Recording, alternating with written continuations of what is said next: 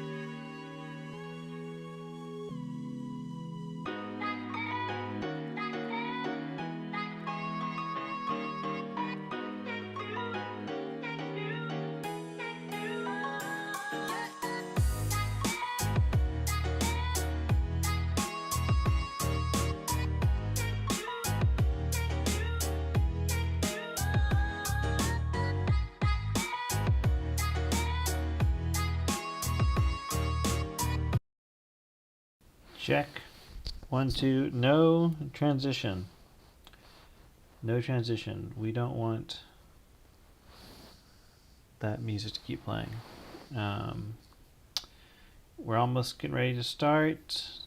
I don't think anyone's in chat or in the voice channel. So there's a chance I might jump onto voice with someone else today. I'll double check. Yeah.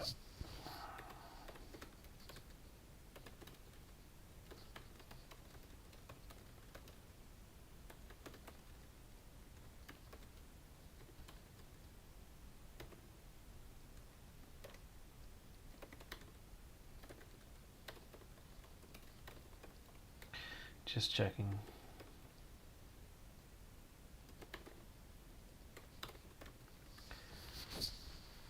Okay. It's just me today. But like I said, we got, yeah, you can hop on the voice chat. Let's do it. Of course you can hop on.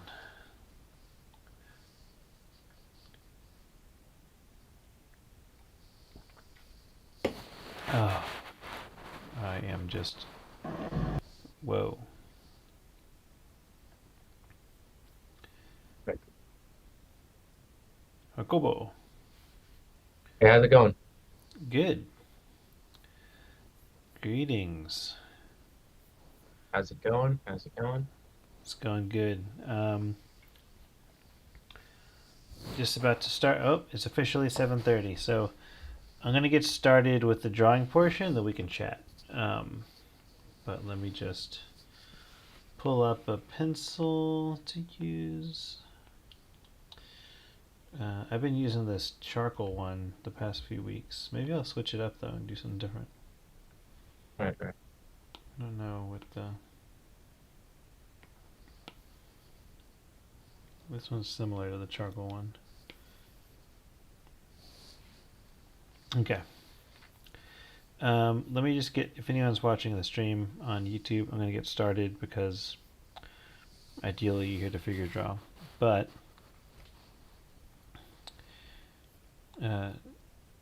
Jacobo is on and other people might join. We're in an open chat. Where's my window? Oh, here we go. Line of action. I'm just double checking this actually works. We're going to go 60-second poses. They're covered models, which is good because we don't want to get banned. 60 seconds, 10 poses. Let's crank the number down to 10. And then I'm going to press start. How you doing? How am I doing? Yeah. Okay, so I think I'm doing okay. I am I'm in the midst of a project. I'm I'm basically on the last week of my mentorship with Anthony Chong Jones. Oh yeah. And I have been working on this Superman project. Um, basically, um, it's basically just a I could actually just, show you in like the chat of the the Discord, but it's basically Superman, escorting this girl, this African American girl to a school. It's like Yeah. you know the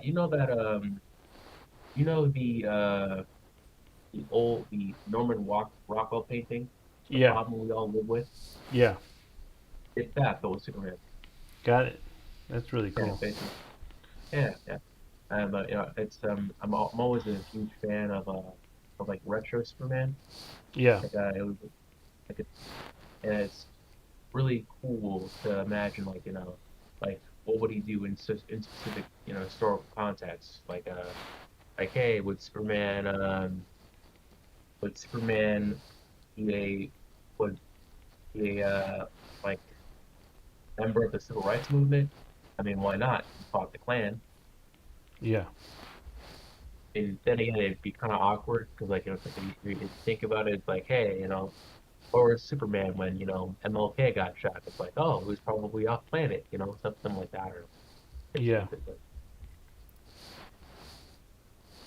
yeah, yeah, no, but that's what I've been working on. That's cool. I And think I've also, seen some images when you're stream. oh, okay, yeah, I've been doing thumbnails and I've been trying to, you know, make more portfolio pieces. Also, I have been training up for my road test. I am trying Oh, to get my driver's for license driving, right? and driving. It's I I do not want to be a man child. I I don't know. I'm deathly afraid of becoming a man child. I mean, I don't know. But granted, like the life path of like I was taught that it's like the regular life path of an adult is like of a kid is like of a person is that they go to school, they go to high school, they go to college, they get a job, and they move out. Yeah. And I went to college, but I've yet to get a job. I haven't moved out. I don't even have a driver's license. So it's like, damn, everyone else is kind of moving on, yet I haven't. And that's something I want to like just end. You know, it's like it's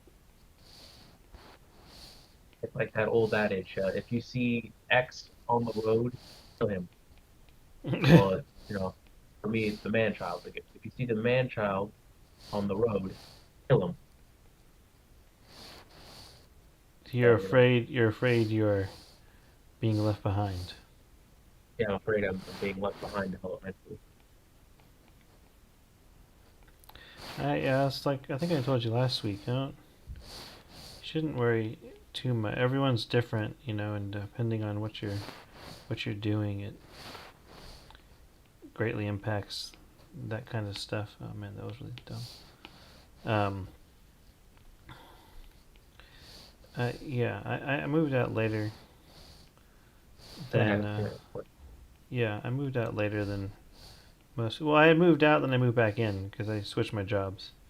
That's kind of how I happened to me. I know that makes sense. Yeah, yeah. But it's like I don't know. Maybe I'm being a bit too hard on myself, but that's just how I feel. It's like, damn, like I've been in this room for like God knows how many years. Like I remember like being 9 years old, and this was my room, and now I'm 26. It's like, damn. Yeah, Apart from like rearranging furniture and I don't know, possibly a computer. in a bookshop, like nothing has changed. Yeah. You know, I don't know. I understand that it takes time, and I'm still trying to like internalize that.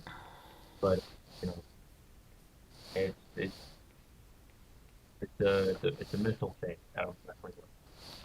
Yeah, I mean, it's And it could be annoying to be when you feel like you're stuck like that. I mean, and it can happen in multiple times in your life. You could be moved out and like you have like a job, even a job in like a, let's say you get a job at like a game studio or something, and you're like, oh my god, I got the job. You might be stuck in a game studio job that maybe doesn't pay that much, and like that's your only option at that moment. And then you don't exactly like the project you're on, but they're paying you and they hired you, and you'll feel stuck that same way. We'll be like, I'm just over here working on a project I don't like for years, and then um, I'm seeing all these other artists do all this amazing work. Like that can happen multiple times in your life. So I wouldn't worry too much about it. Um, it doesn't. It's not really a judgment on you. Like you're not gonna. No one's really gonna look at it. I mean, unless you're like not trying to get anywhere. If you were just settled and you weren't trying to move on and you just like you weren't really trying to be productive. I mean, that's a different situation. But it sounds like you're trying to like progress and grow, and you just need a little extra time, you know, to practice your stuff. yeah, yeah, I I wouldn't worry too much. Man, I feel like I'm going super slow today. I'm not doing this.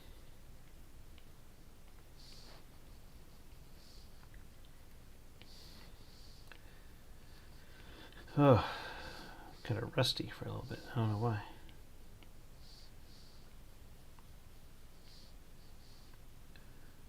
But yeah. So how's the driving going?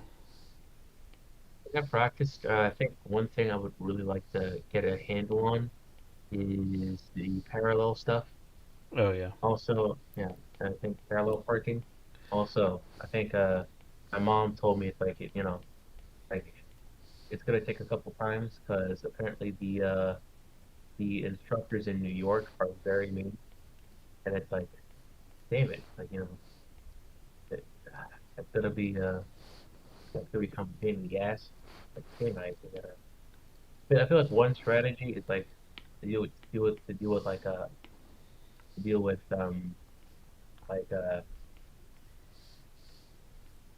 the test conductors in New York is to be insanely obvious with everything. It's like, it's like a walk in, it's like I'm taking a seat. I'm putting my seatbelt on. I am looking at my blind spot, checking the mirrors, you Yeah. know. I'm rearranging the mirrors so that I can park parallel, and I'm gonna turn on the car. I'm gonna grab the signal,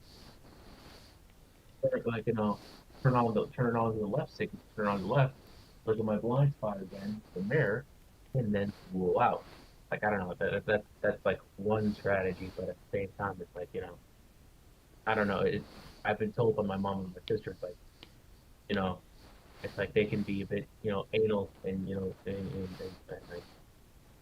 and a bit a lot when it comes to when it comes to the test itself. And like my sister even told me, it's like, hey, I went to college in Long Island. That's when I got my driver's license.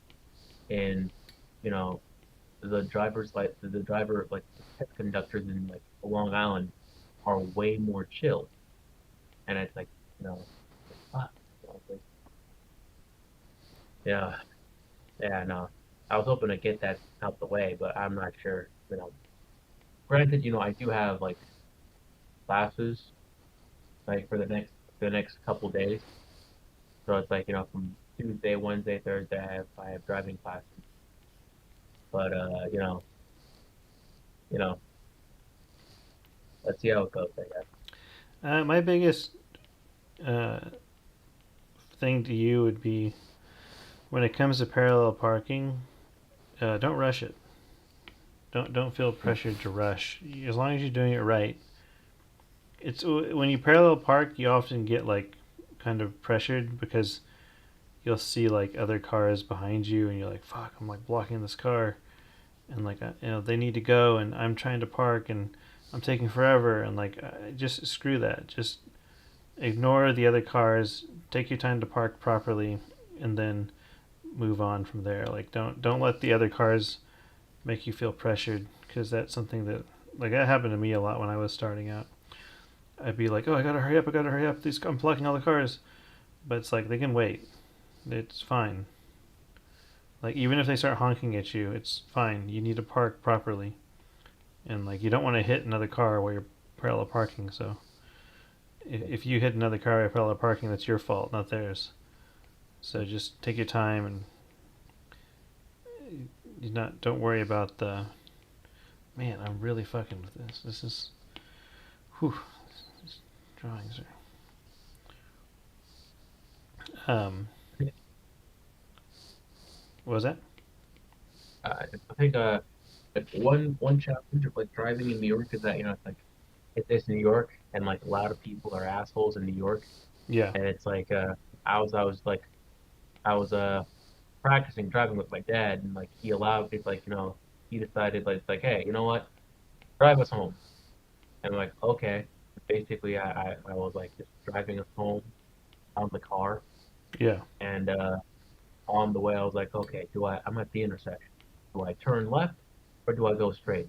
And then basically I was considering turning left, but then like the bus driver was like, motioning, was like rudely motioning. It's like, oh, turn left, you turn left, and it's like at that moment, I don't know, like it's like it took everything in my power, in my spirit, not to give him the one finger salute. well, yeah. I mean, Like like that's what I'm talking about. Like, if you're gonna check, if you need to decide to turn or something, don't let um don't let anyone pressure you. Just like they can get all mad as they want. Like you don't want to let them pressure you. Like um wait to turn left. If they start honking, just be like, well, you're gonna be stuck here because I need to wait to turn properly. Or like that's how I view it. Um, who cares if they honk? If they're impatient, that's them, not you. You're not. It's not your fault. They have right, no right, right. patience. But that's what I would say. Okay, we're gonna do some 20-minute poses. We're going straight into some 20-minuters. I really was shit on these short ones. I feel like I barely got any done. Um, but they're just warm ups, so we'll do a 20-minute pose. Do two 20 minutes and take a break. But let me just double check, make sure no one's trying to talk to me. Okay, good. I mean, it's okay if they try to talk to me, but I just want to make sure I'm not missing it. Where's my line of action? There we go.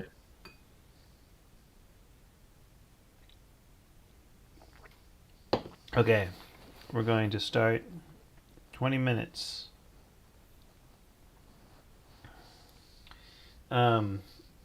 Yeah, I think that's the one thing that for me is the one thing I tell myself now that I'm older is just like just screw what other people think. Like if someone's gonna honk at you because if you need to do something properly and someone's gonna honk at you because they're impatient, that's just on them. It's not really for you to like you don't need to rush. And then if you're nervous and you're parking, there's a potential that you scratch a car or bump into a car while you're parking. Or if you're nervous and turning, there's a chance you'll get into a full-on accident.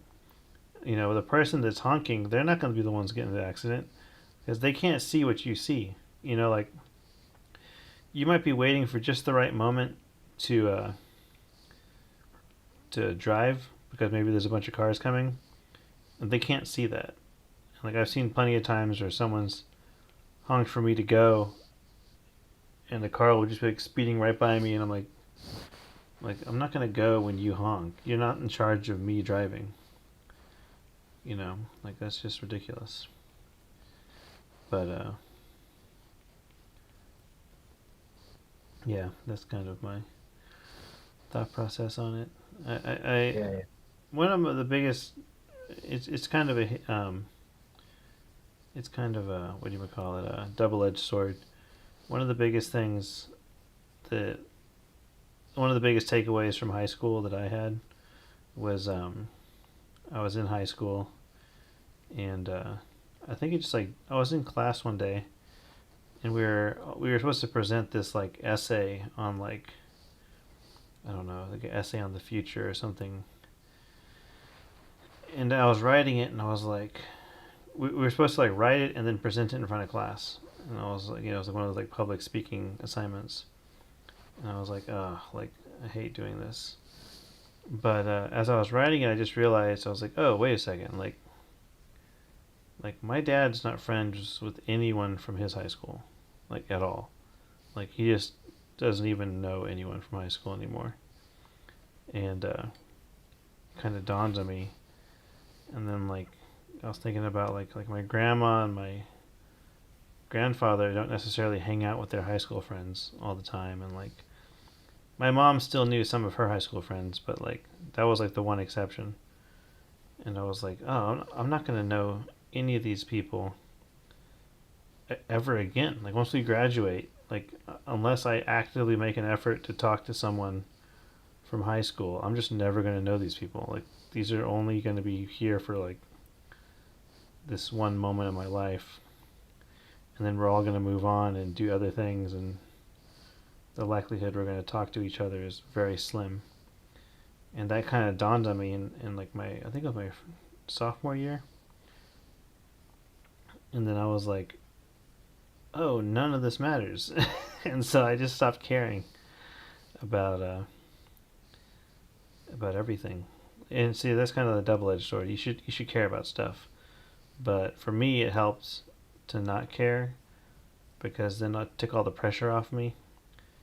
I was like, oh, like actually, I don't need to care, because no one here is actually gonna like know me in the future, and like there's no reason for me to care what they think. And like it made it easier for me to like make friends, and it made it easier for me to start dating. Like I was like, oh, like there's like we're not gonna know each other. Like it's, you know, this is all temporary. It just became a much easier thing for me personally. In hindsight, I think I cared a little too little. Like I think you do need to care, like to a degree. You should care about people, but I think you need to like put less investment on like what people think. Um, Unless you're just completely doing something crazy, like that's different. But um, most of the time, you're meeting people out in the public and stuff. Like you're not actually going to be like sticking with these people for a long time. yeah, yeah, yeah. But that's my own personal like. That's what I came to realize, and it doesn't work for everyone. Some people care too much, and they can't help it. Uh, I'm, I'm Yeah. afraid I'm one of those people. I don't know, or those they care too much people. I mean, it's good to be a care too much person too, though, because it means you're empathetic and like you're kind. Typically, it means you're kind, and you know you care a lot, and it's good to care a lot. So that's something I would also have you think about. Like, it's not a bad thing to care. So it's like, yeah, like I said, it's a double-edged sword. Like, not caring can be convenient, but in the end, you should really care about other people. Even if you don't, even if you just met someone for the first time, you should care about them. That's like, this was like a good human does. But you can care about someone and also not care about what they think of you. You can be like, I care about this person being taken care of, but then also I don't really give a shit what they think about me. Nice. That's just my own personal take on it. I do care a lot. More so, I think I care more so now than I did back then. But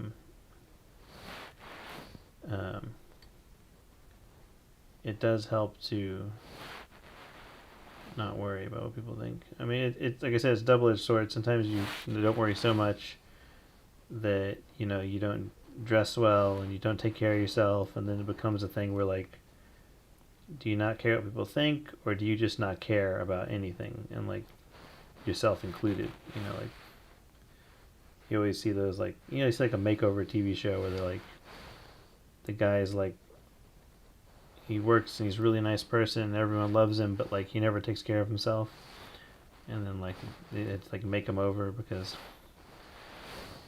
he doesn't take care of himself. Like that, you don't want to become that person where you're like a really kind person that just doesn't see any value in yourself. Because then then it's like you have low self-esteem. I think is what it really is. Low self-esteem.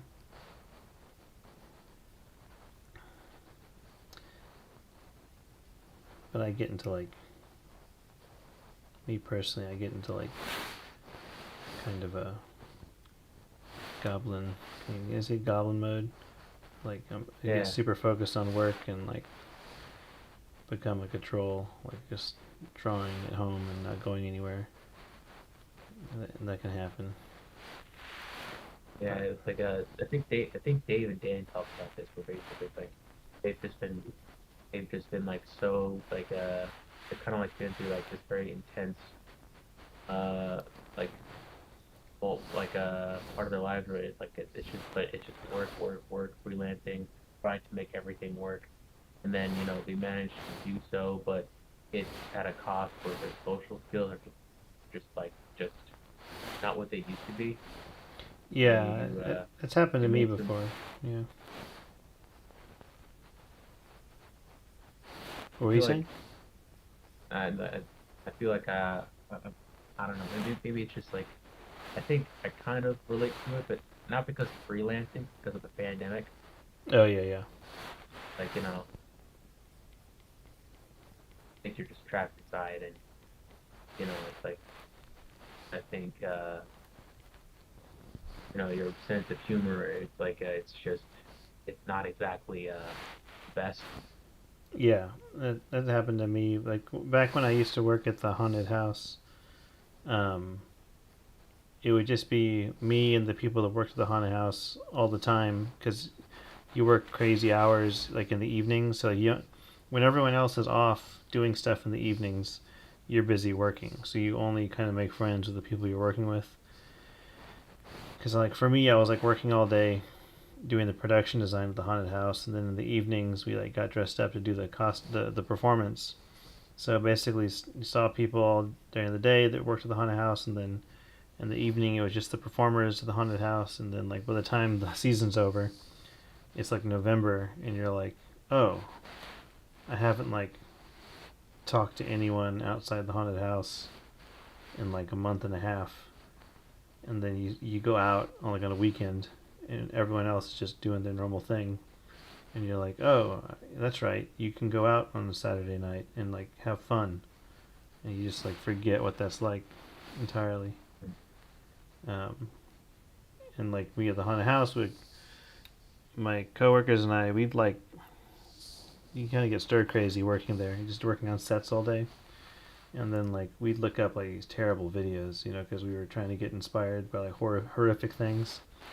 So we'd look up these horrible videos like on our lunch break. Hello, Artie. And we got so desensitized to stuff that like you crack jokes that are like inappropriate and vastly like unsettling. Like people are like, whoa, wait, it's not really funny. You're talking about like death and dead people a lot. You're like, oh, sorry. I guess I haven't thought about how that might come off.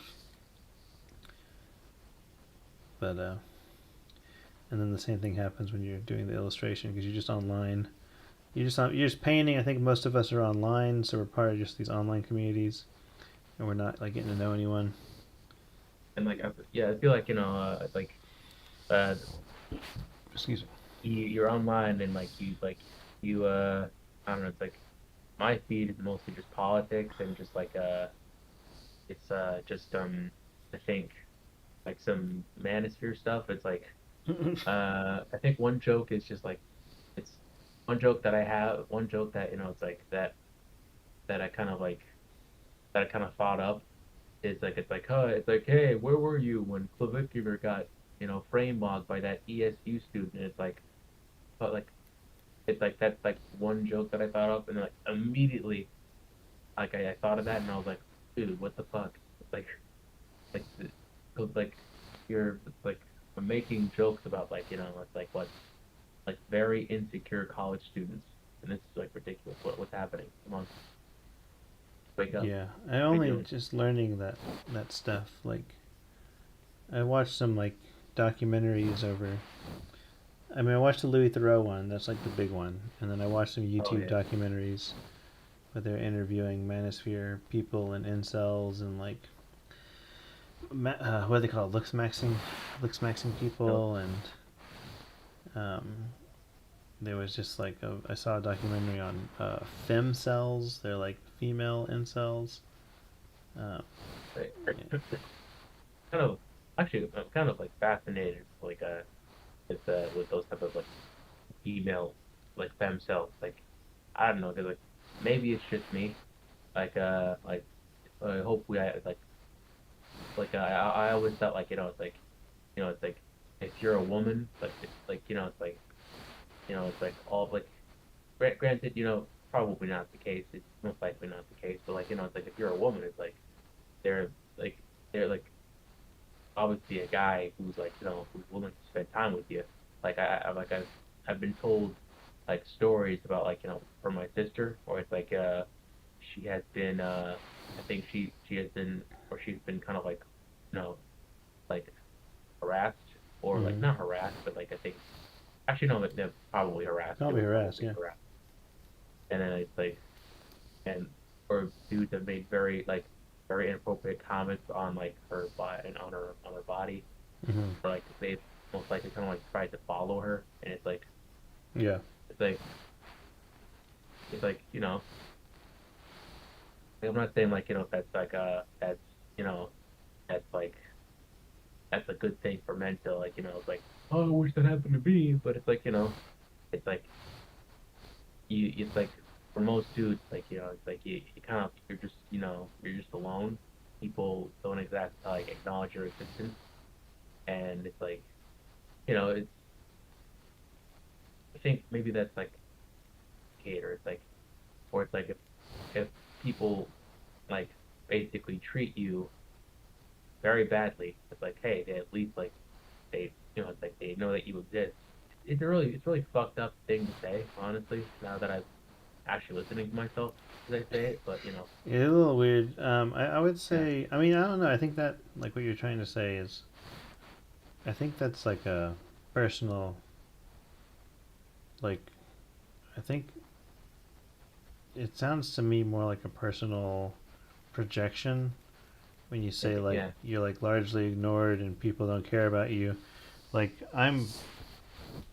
I don't experience that. Like I don't feel like when I'm out in public, I don't feel like people ignore me. I mean, in London, most people don't like to like make eye contact and stuff, but that's more of like a London thing. Like it's one of those big city like people aren't they're not trying to like make yeah. friends.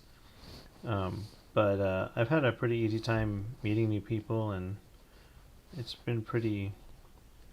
You got to make an effort. You know, it's like I'm not gonna randomly. I don't expect to randomly make friends while I'm just like walking to a place, like to commute. Like I don't expect someone to like just strike up a conversation with me and they'll be like super dope and I'll just be like, oh, like you're really cool. We should be friends. Like I don't expect that to ever happen. Like that's probably will never happen.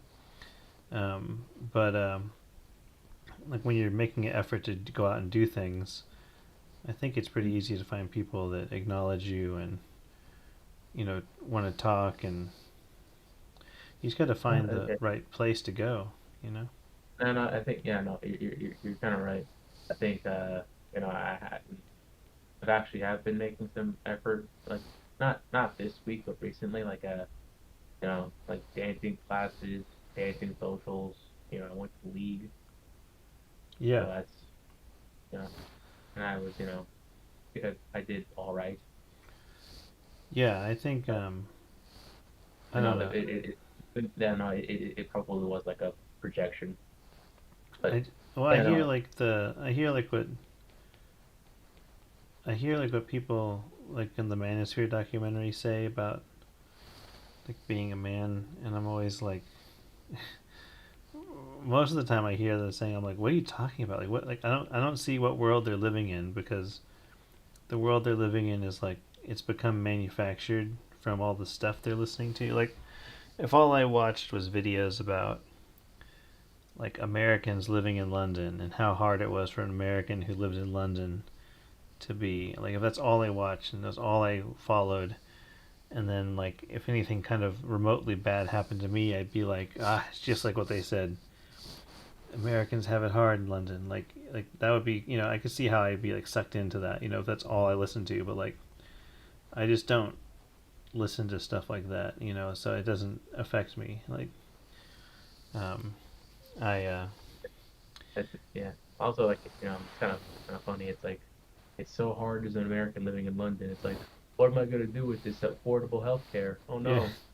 that was a silly example because that doesn't happen. But like I'm trying to equivocate it to something like, because like I mean I'm a man and I'm aware of this manosphere thing. I've never seen any of that stuff like until I saw the documentaries about him. Like I didn't know what any of these people. I don't know who they are. I don't know why you would follow them because they seem like douchebags to me. Like just the way they Yeah. compose themselves, like the way they talk about stuff, they just seem like douchebags. So I'm like, why would you listen to someone that's a douchebag? And then like that's kind of like Yep. how what I've taken away from it. But it's also I'm older. Like I mean, I'm not like a young impressionable guy who's like looking for friends necessarily. Okay, so I think uh, as a person who kind of like fell down that rabbit hole, regretfully, um, it has a lot to do with like insecurity and lack of experience. Yeah, yeah, Where it's like, where basically it's like, you know, you kind of look at yourself and like you're lonely, you know, it's like you feel like women aren't exactly looking for you. Not like, you know, and like you look around and like you see like say your cousins who were who obviously are like way more socially calibrated than you are, having little to zero trouble getting into relationships. Doesn't matter the quality of the relationships, they're just in a relationship. And granted, like you as a kid, it's like you've been essentially kind of like growing up with like as a kid, like I grew up in you know, it's like if my sister wanted to watch a Disney Channel movie, mm-hmm. like you know, we were often watching that Disney Channel movie, and that Disney Channel movie often has this stupid romantic subplot, and or like every movie we watched, there was a romantic subplot, and it ended with like the you know, with the male character kissing the female character, and like over time, see that over and over and over again. And you think, oh, it's like this is a this is a very like this is a very important thing that people go through, and if I can't and like if people who never go through that, they're kind of like you know they're looked at as like laughing stocks or losers. Mm-hmm. You know, like this is like pop culture has a lot of I think pop culture has a lot of I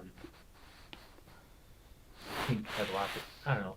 Also, I think you know as a person who's kind of like you know like the kid, I was kind of clowned on for not really having a girlfriend.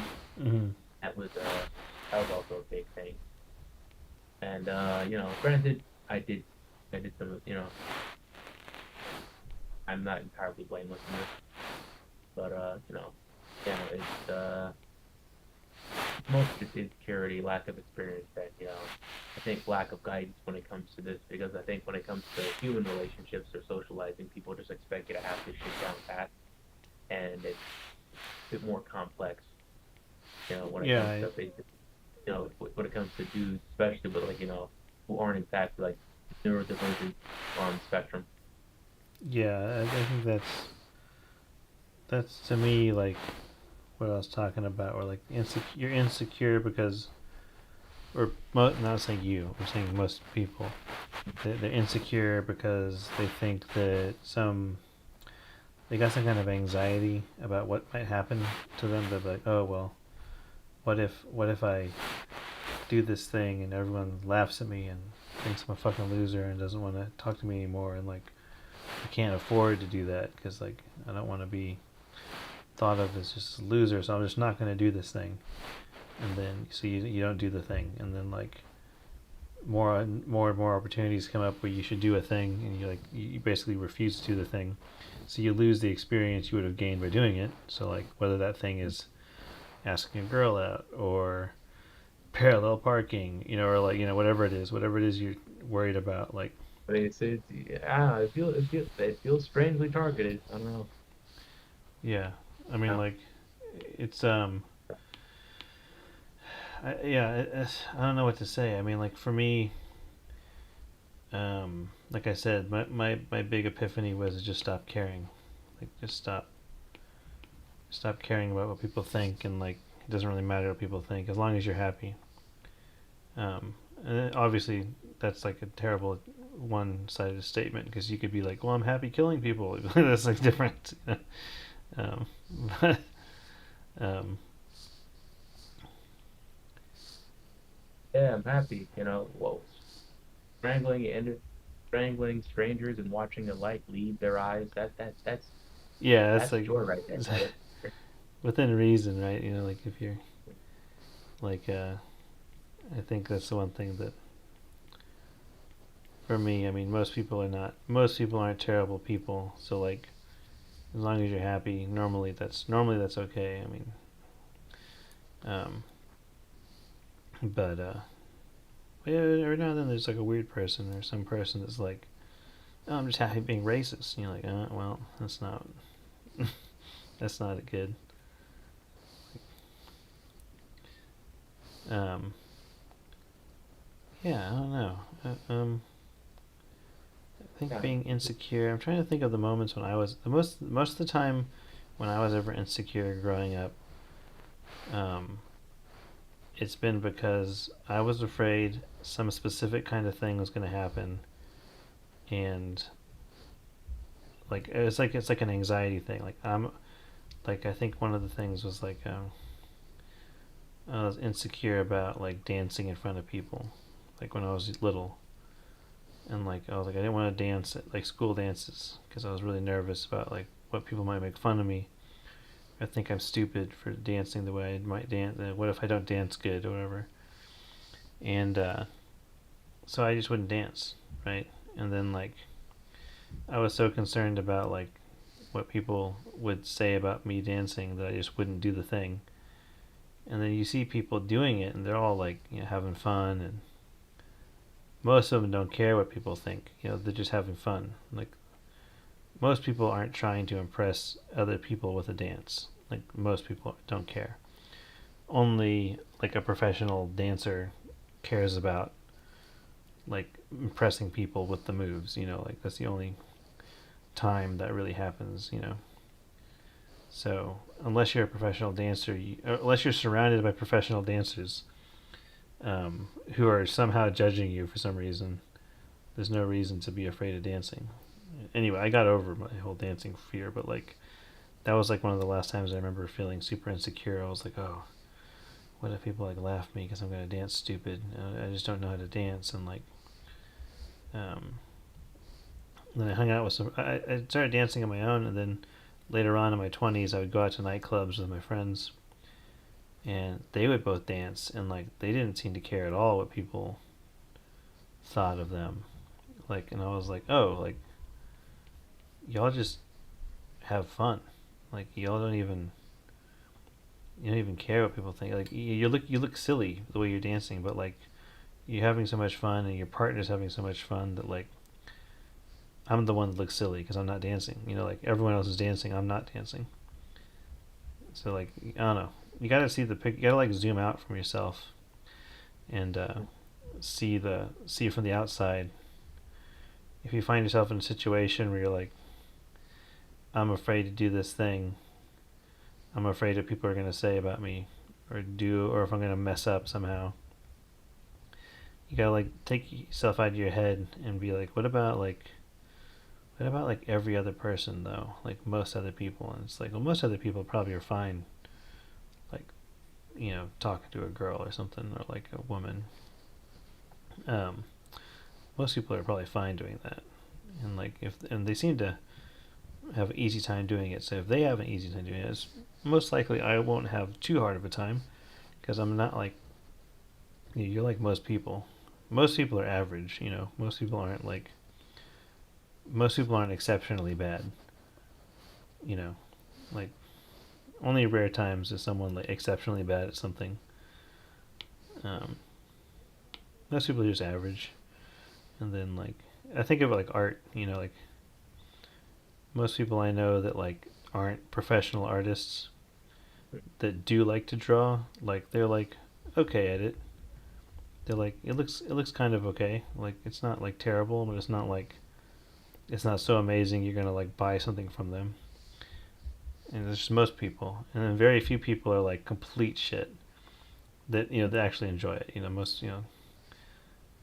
You ever see the phenomenon like the Dunning Kruger effect, where like it's like if like people are confident on like things that they're exceptionally bad at. Like for example, Yeah, like yeah, I've heard of this. Yeah, basically it's like it's like you see like person just like big up themselves and like how like how the best singer, then they get on like the American Idol, and every key that they put on is just garbage.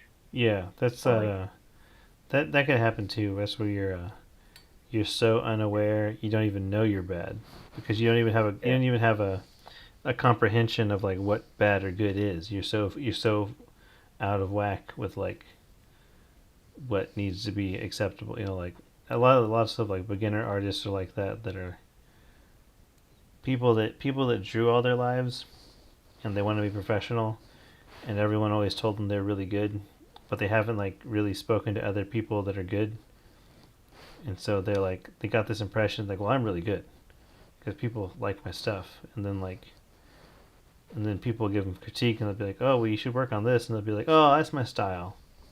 No, I meant that to be that way. It's my style.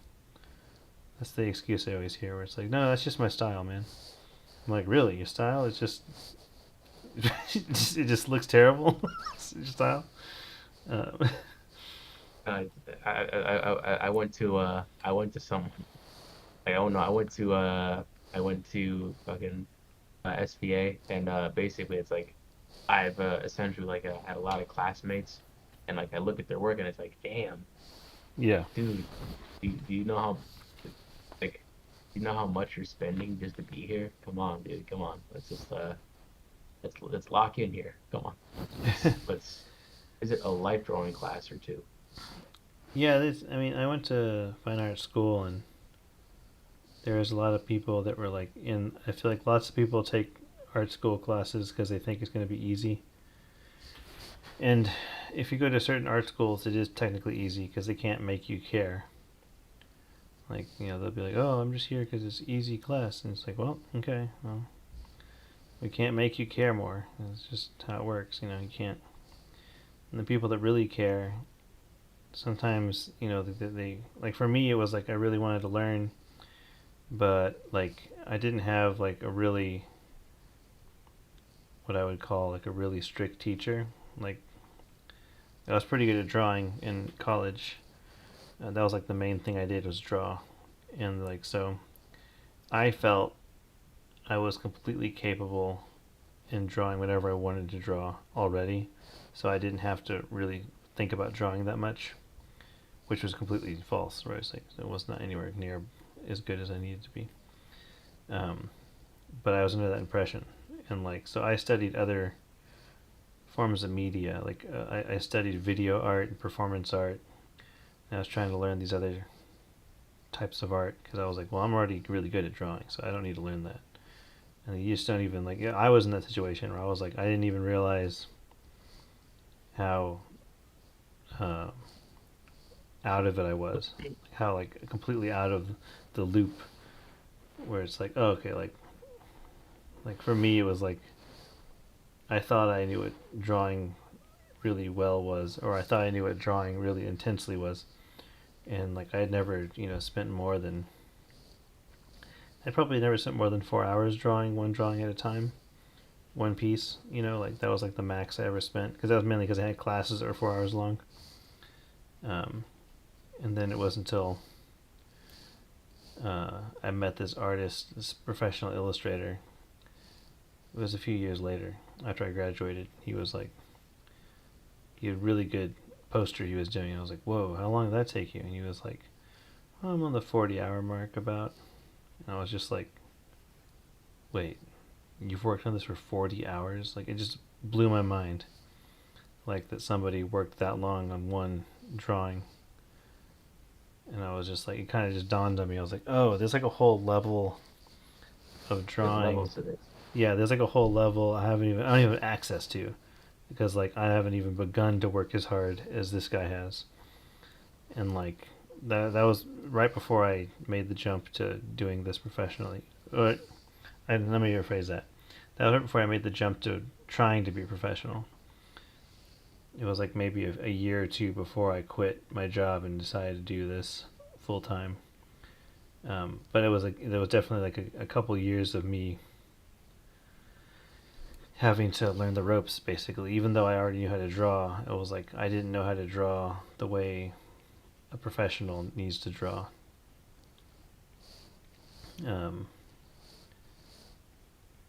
This is taking forever too. I'm almost used up my whole time. But yeah, I've been in that position where I'm like, I didn't even realize how behind I was because I was like, oh, well, I'm really good at drawing already. I can draw a likeness. It just takes me 8 hours to draw one likeness. I think I think I think I kind of went through something like that. I think um there was a freshman year. Uh, Now by then I was I think I was like pretty decently skilled, but like I think there was for freshman year there was a final project, and I wanted to I wanted to take a risk. I wanted to basically it's like, hey, let's just how about this? I really like Mobius, then let's let's draw this Mobius type character. Mm-hmm. His name is Canyon, and these giant women, they come from the canyon, and they it's kind of like that scene from Blade Runner 2040, Blade Runner 2045 or 9. Yeah.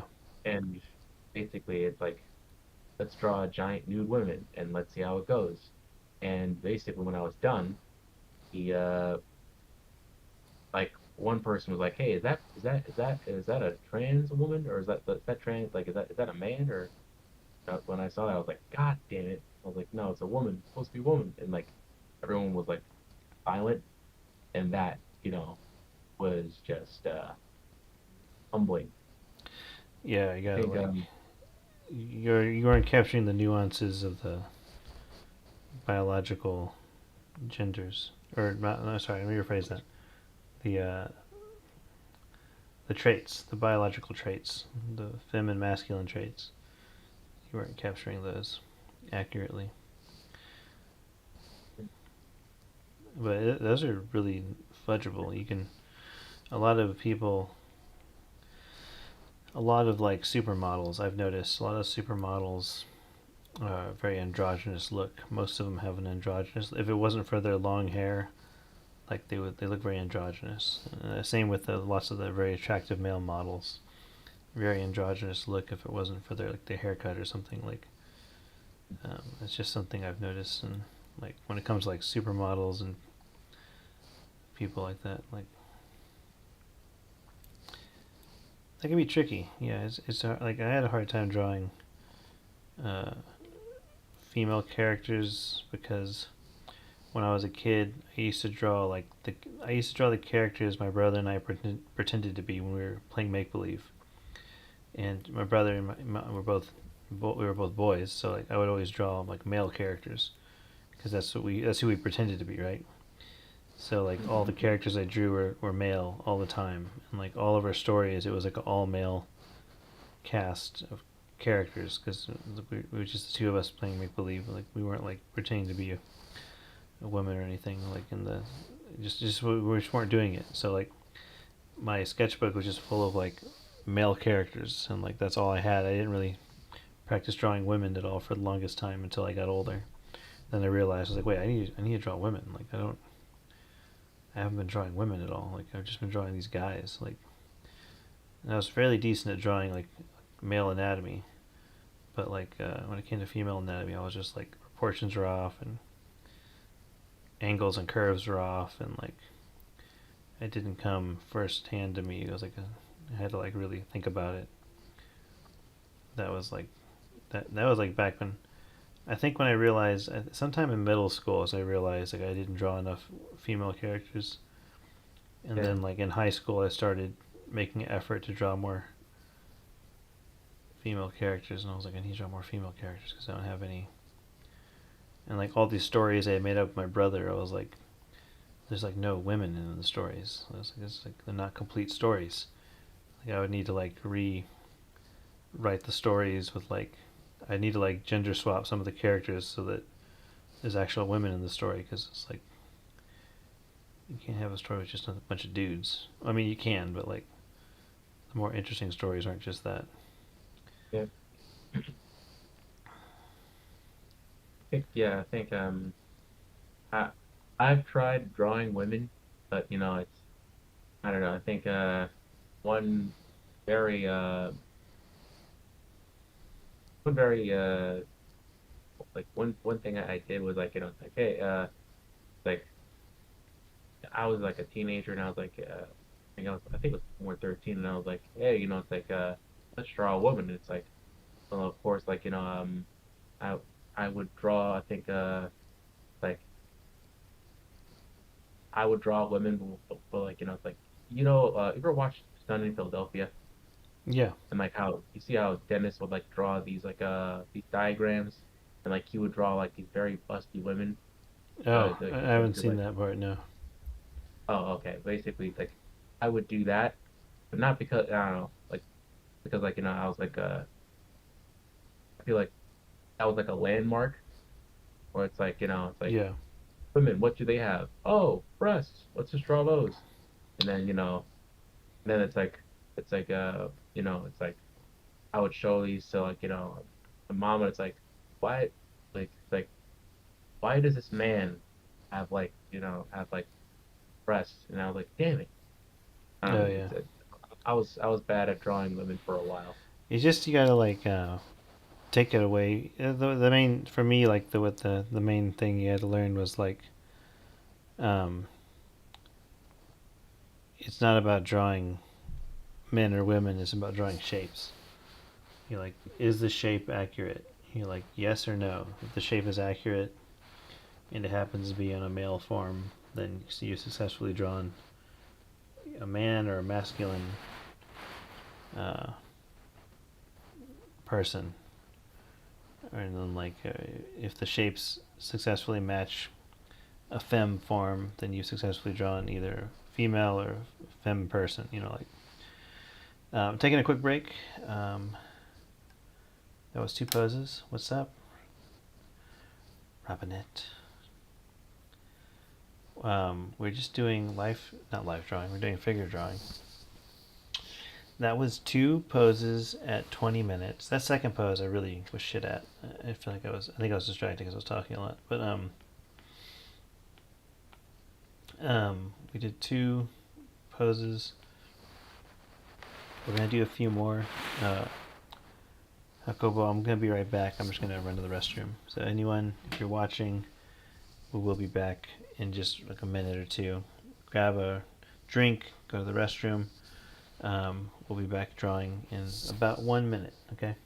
I think I don't know. I think by 3:35 I have to be out because my driving lesson is at 3:45. What time is it now? It's 3:26. Oh, okay. Yeah, no worries. If you gotta go, you gotta dip. You gotta dip. But Okay. I'll be right back. I gotta run to the restroom. Right.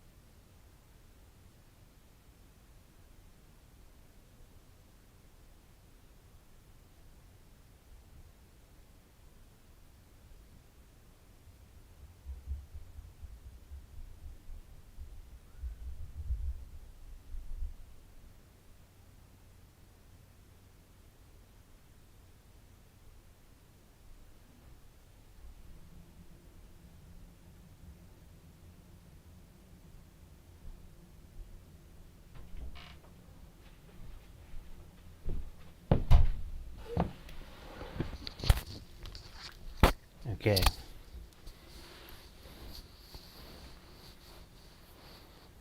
You still there? Did you dip? I'm still here. I'm still here. Yeah, cool. You didn't just go on a racist tirade while I was gone. That's good. But no. Of course not. Of course not. I mean, I might have talked about the Greeks a little bit, but that who doesn't do that? No, I'm kidding. um, 1 moment. We'll get started in a second. Artie, hello. I know I said earlier, but just wanted to reinforce that hello.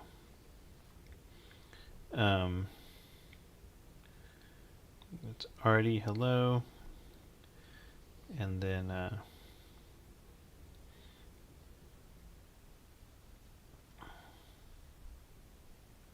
Dan, hello. How you doing? We're doing figure drawing. Figure drawing. We're gonna get started in a moment. I'm just checking my phone real quick. Okay, it's 8:30. This might be the last one for me because I got freelance I gotta do, and I need to do it. To be frank, I need to do the freelance. So we're gonna call this one 30 minutes, and we'll call it the last one for the evening. I know it might be a little early for some of y'all if you're joining us. We normally go for another hour, but we'll call it early on this one. Doing good, Dan? It's good. Let's do 30-minute pose.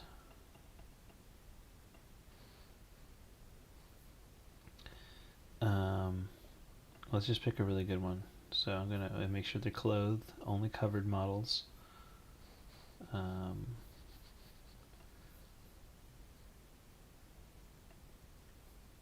What are your plans for this weekend, man?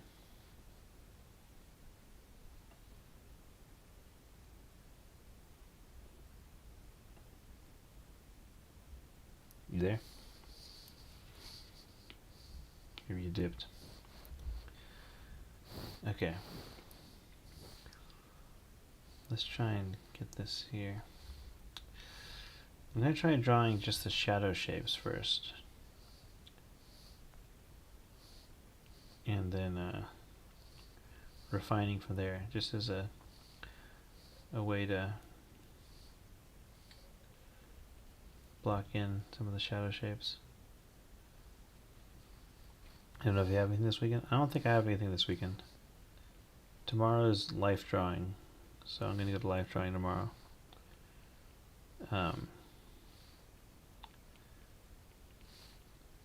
Yeah, tomorrow's life drawing.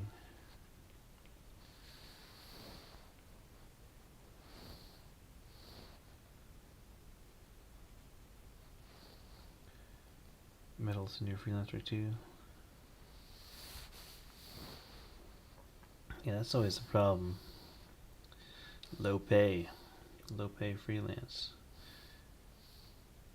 I've got some smaller gigs I'm doing too, but I've got a slightly bigger gig that I have to do, that I enjoy doing, but it kind of puts the other things on the back burner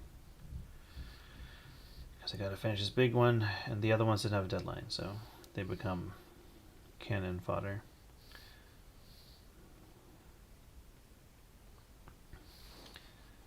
They yeah, becomes more of just like, oh well, if there's no deadline, I might as well push it to next month.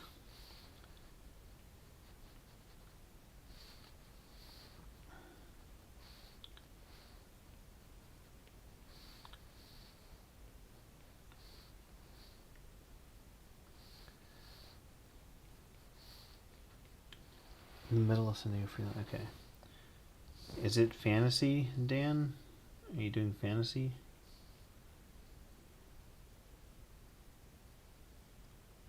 Yeah, the no deadline's not good. No deadline's not good. Although for me, I'm okay. Well, I guess let me rephrase that. No deadline's not good because then other jobs come along, and you got to push the no deadline one behind because you're like, oh well, it's not paying that much, and I don't have a deadline, so there's no incentive for me to like finish it fast. I have to prioritize this big job that has a deadline. It's kind of how I see it.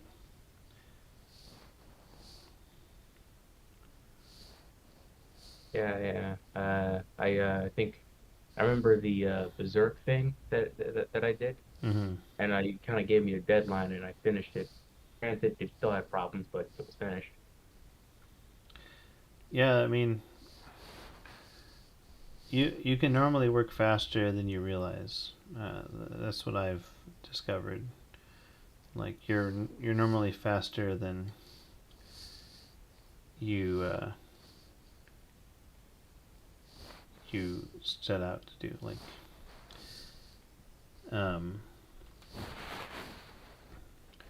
Like for me, like for work, like if I know I gotta do like 3 room draw outs. I gotta do like 3 different rooms, draw them out, each of them before the end of day, and then maybe I gotta do some reference hunting.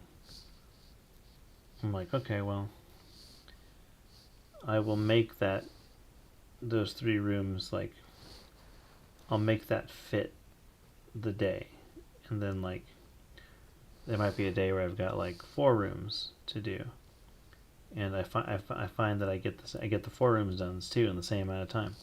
It's more like whatever time is there gets filled up by whatever I gotta do. Like, Okay, I think now's the time for me to dip out. yeah, no worries. All right. Hey, I'll be back if you're still here. I'll probably be stopping after this, so I'll probably see you or chat with you later. All right. Cool. All right. It was nice talking to you. Nice chatting. Well, all right. I'll see you on the. I think I'll see you on. Like, I think Sunday, I believe. I think so. Yeah, I think it's Sunday. I got it on my calendar. All right. Well, yeah. Have a great rest of the live drawing session. Thanks. Yeah, I'm just gonna probably just noodle on this torso for a bit. I was gonna draw the whole thing, but yeah, I'll talk to you later. Talk to you later. I was gonna draw the whole thing, but I feel like I wanted to kind of get more into the nitty gritty of what's going on here.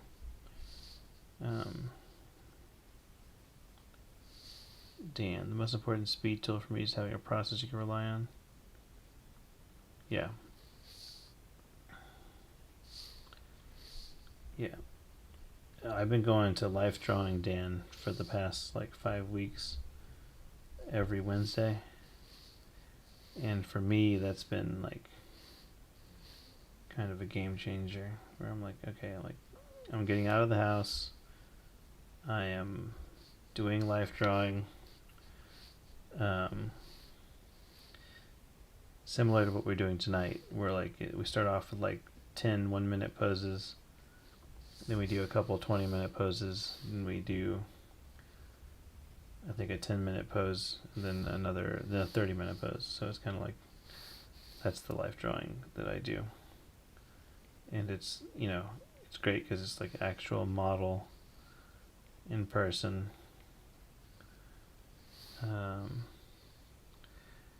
And it just feels more like it used to do back when I was in school, where I'm like, oh, like we're all in a classroom. We're not in a classroom. We're in like a venue in the round with this life model, and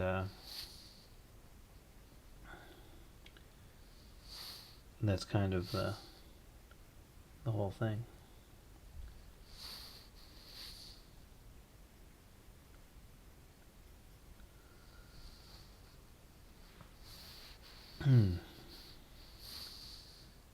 So normally there's other people in the voice chat with me. Let me just double check something real quick. I'm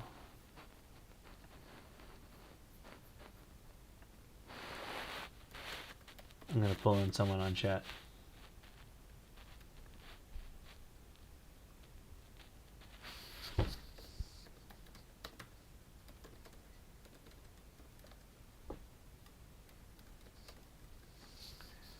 Let me see if they're available still. Maybe not. I'll jump out of this chat, jump onto the other chat. Let's see.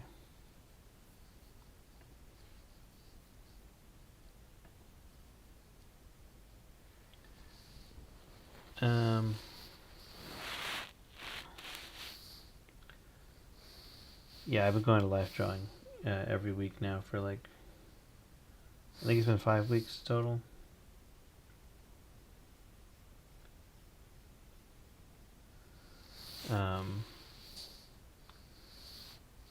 It's been really helpful. I'm much more tuned in to like anatomy. It's made life drawing a lot easier. Isn't life drawing? It's made my illustrations go a lot faster. I'm just getting used to seeing how the anatomy works now.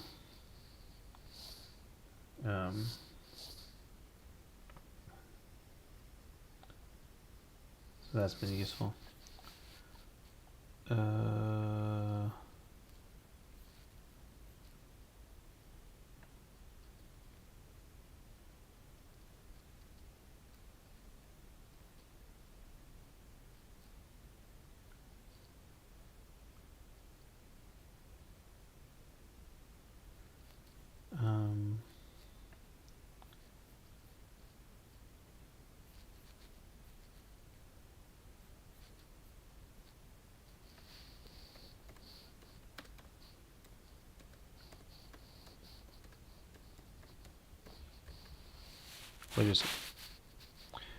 There's another person who wanted to talk, or they said they were available, so if they're going to chat, I was going to pull them on now before I jump off. Life drawing is really good. I highly recommend going to life drawing on a regular basis if it's available to you. It just pays off. Like the study pays off. The Oh, don't worry. You work at the office?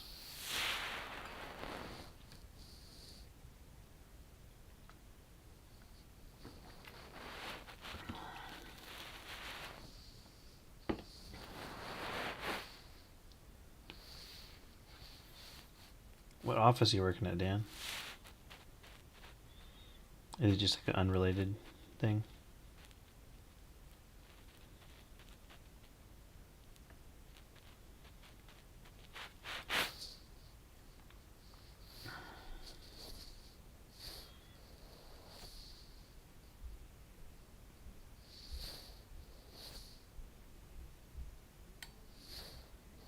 Mm-hmm. Just noodling on these shadows. I'm just trying to view the planes. I'm trying to see the planes.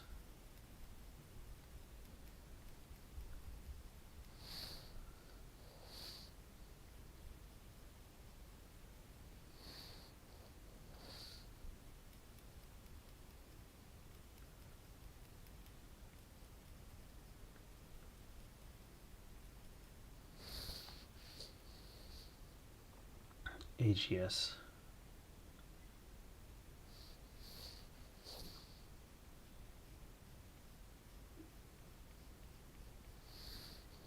Oh, I forgot you were there.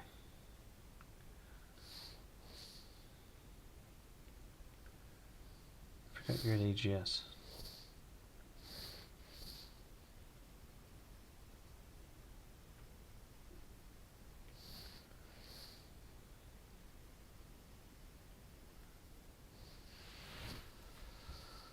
Oh, I've got 18 minutes. Still got a lot of time. I guess I'll expand this body. He's not. I drew him. I overcorrected the pose. As you can see, this is a very straightforward pose, but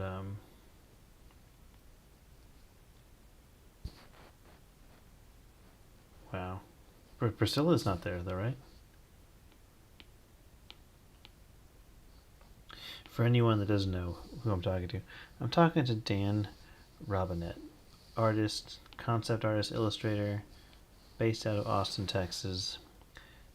I used to know Dan from a sketch group I used to attend every week on Wednesdays, and that was my main sketch group I went to, and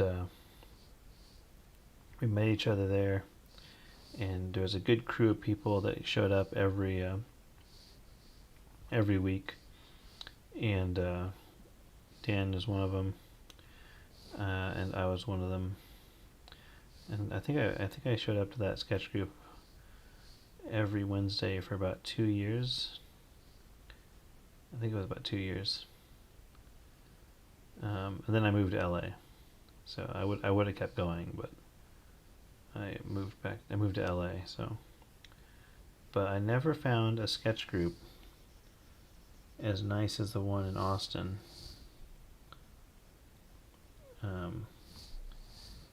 I never found a sketch group as nice as the one in Austin because it was a weekly thing. She's been gone forever. Okay.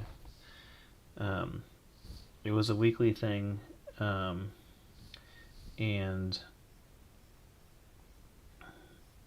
everyone that was there was like a professional artist. It was really cool. It was like everyone was like a pro or trying to become a pro. So it was really convenient and really nice. If I was in Austin, I'd still go to it. If I'm assuming, is it still around? If I was in Austin, I'd still be going to it because it was like a great social night. Go out and draw, chat with people, and then like go grab like a late night pizza nearby. It was like one of my favorite things to do was go to that sketch group.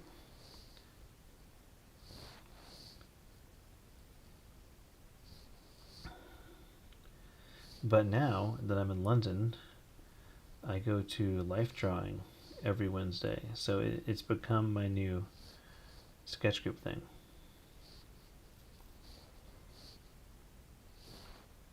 the life drawing is kind of my sketch group. The way the awesome one was, I go every Wednesday, and I know the people there, and like I know the regulars. There's like a few regulars at this point that I know, and I just make it a point to get there every Wednesday, do my life drawing. We hang out, have drinks. I come home. It's my Wednesday routine.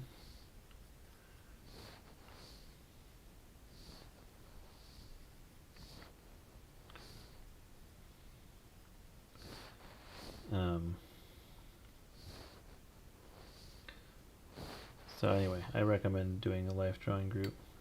The life drawing I go to is really nice because there's a bar below it, so you can go get a drink at the bar, and you can have your drink while you do your life drawing, and then afterwards, if you stay for a while, everyone goes out for a drink afterwards and hangs out and talks, catches up. It's the weekly meetup.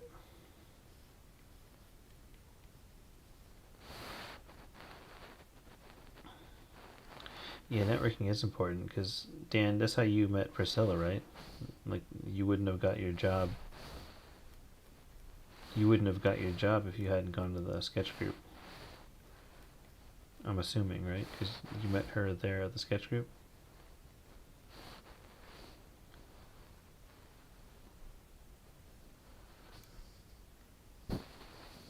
I mean, I wouldn't have. I got one of my best paid freelance jobs from that sketch group.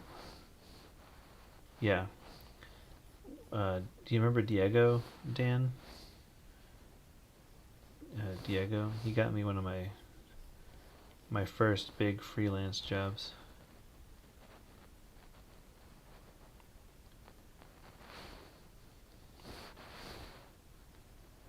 And if I hadn't gone to that sketch group, I wouldn't have gotten that freelance gig.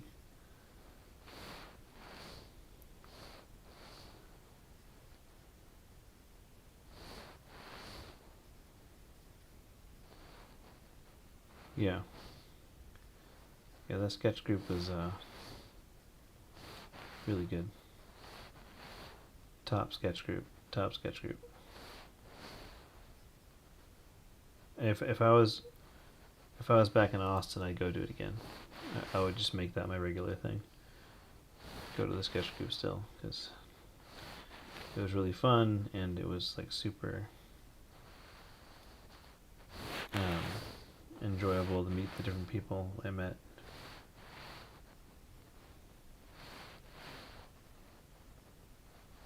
I was gonna message Kevin online. I know he's been doing freelance because he got laid off from his studio job about a year or two ago. He's been doing freelance ever since, I think.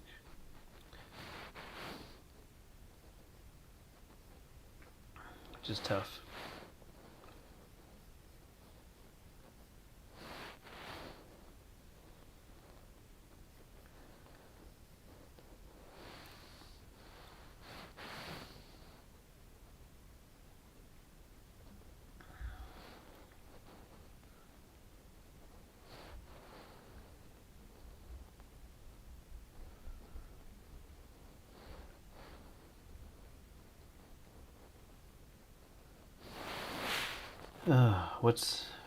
What was that freelance gig?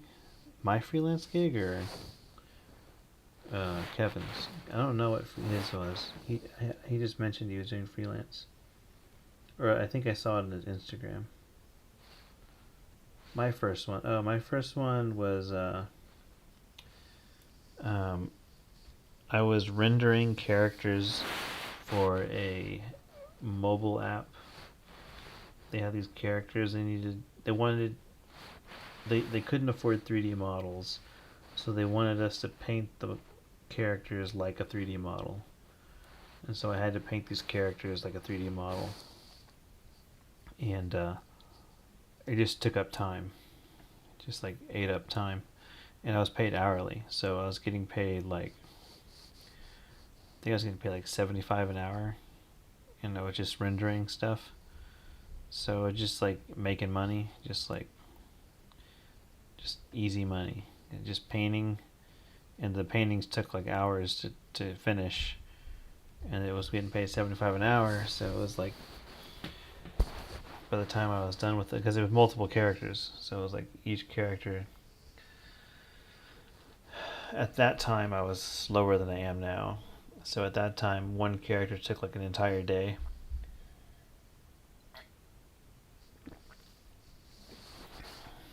So like, it took all day long for me to paint one character, and then it was multiple characters. But yeah, it was like one of the best paid freelance jobs I ever had. Besides the new one I have, the ones I get now are better paid. I'm trying to up my freelance game this year.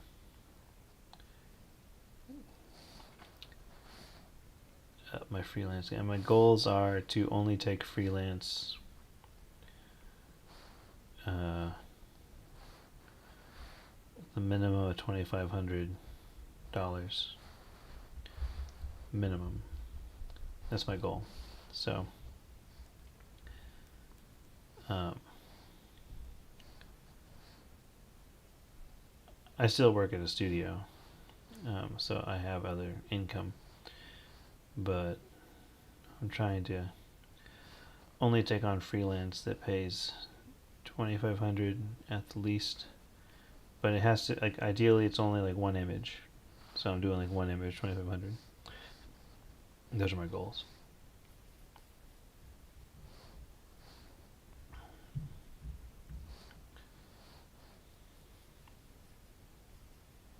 And see how much at work I can get doing that.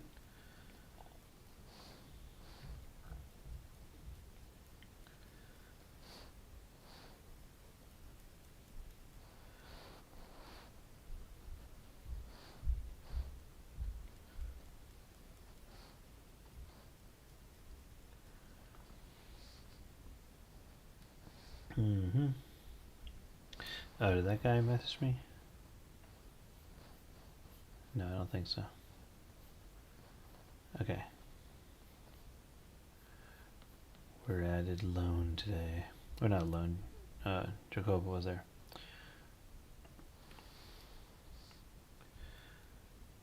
But sometimes when I do these figure drawing days, we have a group chat, a voice channel, and people jump in and just chit chat on the voice channel. But today's a quiet day. But sometimes there's like 4 or 5 of us on the chat. So sometimes it's like kind of like constant talking, and sometimes it's just, me. So, but I gotta make it a regular weekly thing, because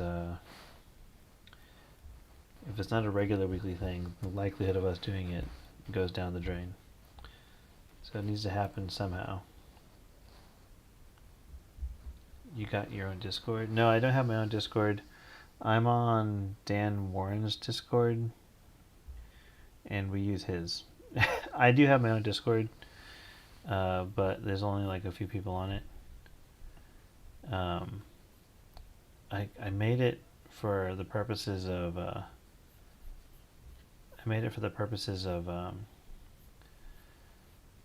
whatchamacallit, a mentorship that I'm doing. So I wanted to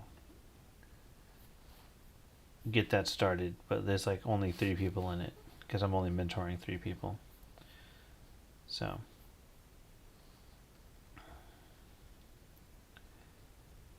but yeah,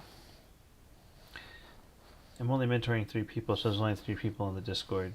But I'm on Dan Warren's Discord. There's a bigger community on there, and I started doing this figure drawing evening. But I guess people could join my Discord if they want to join my Discord. Although I'm on Dan Warren's doing this, so maybe eventually we'll switch it. Maybe I'll switch the voice channel to my Discord, because I have more control there. But for the purposes of like the people in the community that I'm part of, I wanted to keep it open on Dan's, and just be like, oh, it's like a thing we're doing on his.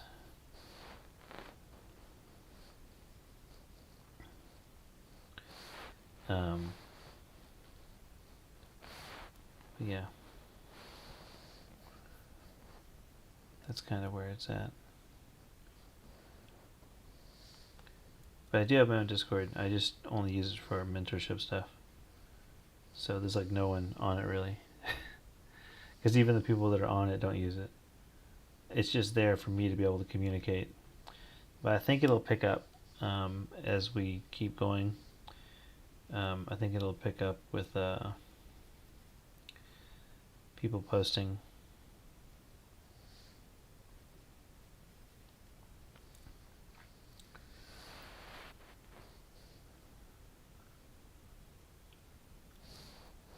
That caught the gesture better, this version here. That caught the gesture.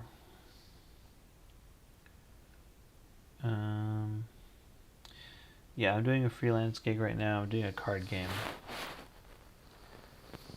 Oh yeah, starting a Discord community is crazy. I mean, you gotta have a following for people to even care. You gotta have like some kind of following going on, and like, I just don't stream enough to be building up a following that easily. Like, I'm only streaming one day out of the week, and it's doing this figure drawing.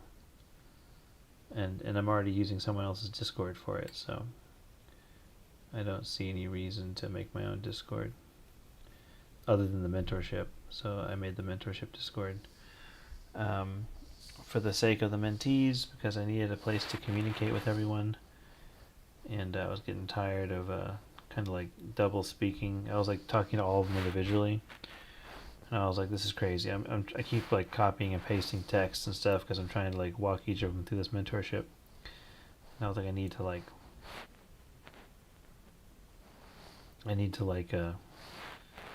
find a way to communicate like one time for each of them to understand exactly what they need to do.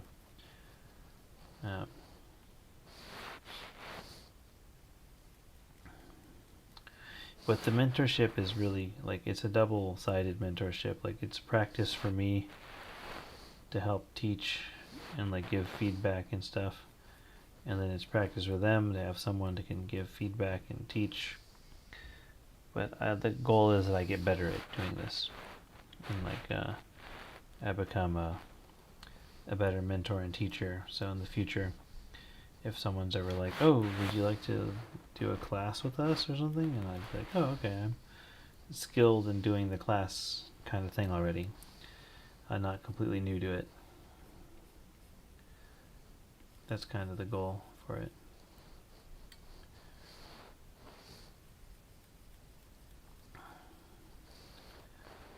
Five minutes to go. Wait, is it 5 minutes to go? I think I'm looking at the wrong screen. Yeah, 5 minutes to go. I think I'm gonna start organizing this. The legs are a little off. The legs are a little off, but I'm gonna start organizing the images now.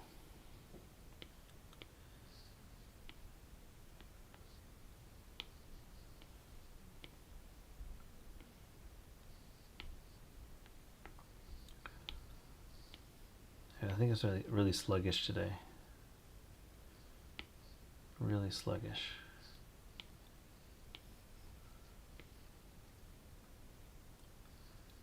I was like super behind on these 1 minute poses.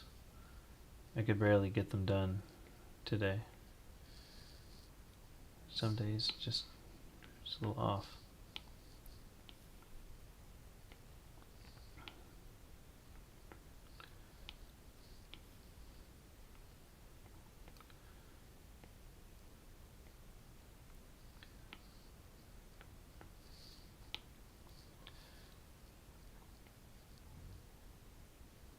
Yeah, all these 1 minute poses are like, some of them they're missing arms, missing legs.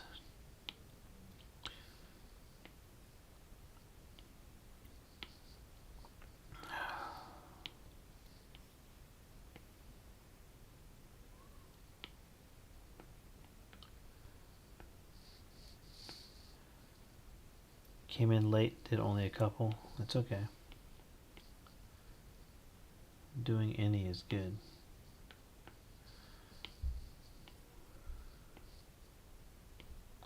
Yeah, like this guy, I missed, like I didn't do his hand, didn't do the other leg.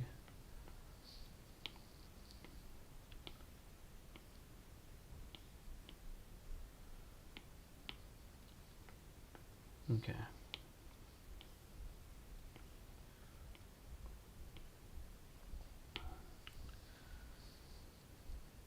Boom, boom. Let's just duplicate that so they're more legible. Oh, goodness.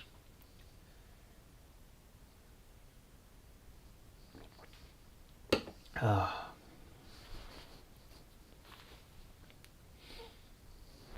I'm gonna have a hot cross bun after this. Hot cross bun.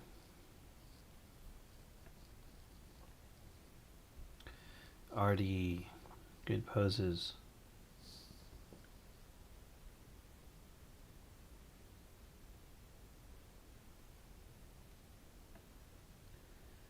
Good poses. I just saw them. Let me share mine real quick. My MacBook Pro.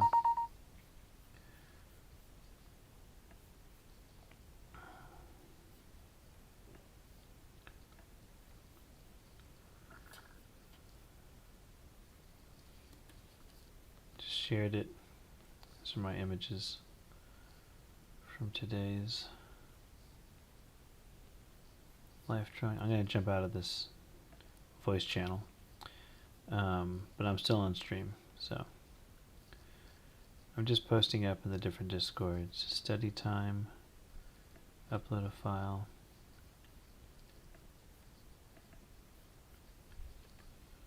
Okay, uploaded the studies. Gotta keep up with the sketchbooks. Keep up with the sketchbooks, everyone. You gotta show people you matter.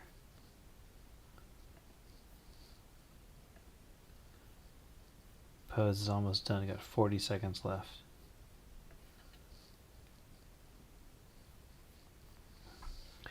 I'll let the timer go down.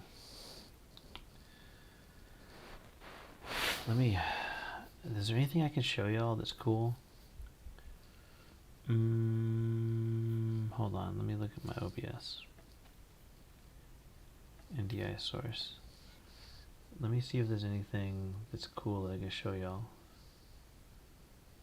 I'm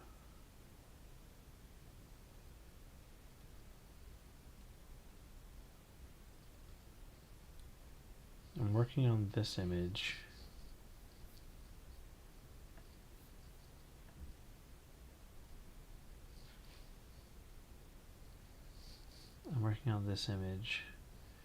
It's like this monk, and she's meditating, and all these spirits are like coming towards her. And she's gonna have a third eye. I think she's got a third eye. Okay, let's go back to this life drawing thing real quick. Stopping for today. I know we kind of stopped a little early today. Doing this monk with a bunch of spooky people. That's one of the images that I'm working on. I need to get that finished. But what else? Hold on, let me turn off this thing. I got something else. This didn't go anywhere. I worked on this. This is an illustration for a sci-fi RPG. They wanted me to do a test for them, and so I started doing this test. It's like a pilot in a jet, basically, and they weren't paying a lot, so I basically told them I'm not going to do it. I started doing the sketch, and I thought I was going to do it, but then I was like, I'm not going to be able to do this. It was such little pay. There was just no reason for me to do it. Like, it was just eating up time for my other stuff that I had.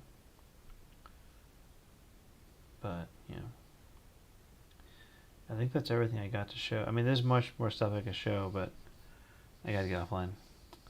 So thanks again for coming. Hope you come back next week. Tuesdays, 7:30 p.m. GMT. Figure drawing. That's Tuesdays, 7:30 p.m. GMT. Figure drawing. All right. I'll talk to y'all later. Have a great time. Have a great week. Thanks for joining me, Dan. Thanks for joining me,